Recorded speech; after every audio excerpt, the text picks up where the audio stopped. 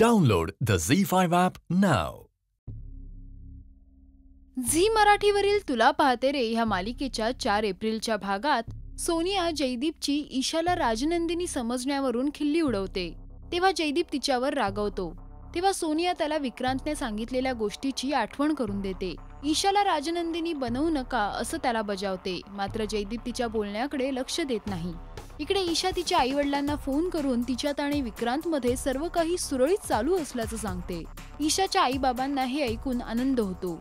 ईशा त्यानंतर ऑफिसमध्ये जाते आणि मायराकडे विक्रांतचे आयडी प्रूफ आणि डॉक्युमेंट्स मागते। वोटर आयडीसाठी तिला हे सर्व हवं असल्याचं ती मायराला सांगते। मायरा तिला डॉक्युमेंट्स देते।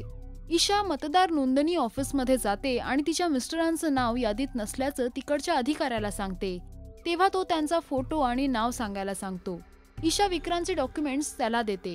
तेव्हा तो अधिकारी तुमच्या मिस्टरांचा फोटो मतदार यादीत आहे, मात्र त्याचं नाव विक्रांत सरंजामे नसल्याचं सांगतो। ईशा कॉम्प्युटरवर डिटेल्स बघते।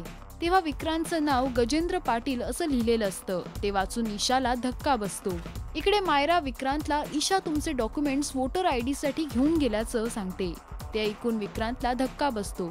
झेंडे विक्रांतला त्याच्या हलगर्जीपणाबद्दल ओरडतात। इकडे ईशाला विक्रांतचं नाव गजा पाटील आहे हे कळलेलं असतं, त्यामुळे ती धक्क्यात असते। तितक्यात तिला विक्रांतचा फोन येतो, पण ती विक्रांतला तिला सत्य कळल्याचं जाणवू देत नाही। या मालिकेच्या आगामी भागात आईसाहेब देवीला कौल लावतात आणि ईशाच राजनंदिनी आहे असा कौल त्यांना मिळतो। ईशाला आपलं सत्य कळल्याची गोष्ट विक्रांतला समजणार का? या सर्व प्रश्नांची उत्तरं मिळवण्यासाठी पहा तुला पाहते रे सोमवार ते शनिवार संध्याकाळी 8:30 वाजता फक्त झी मराठीवर।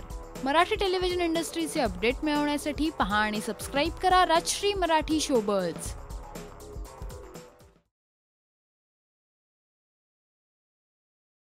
Download the ZEE5 app now.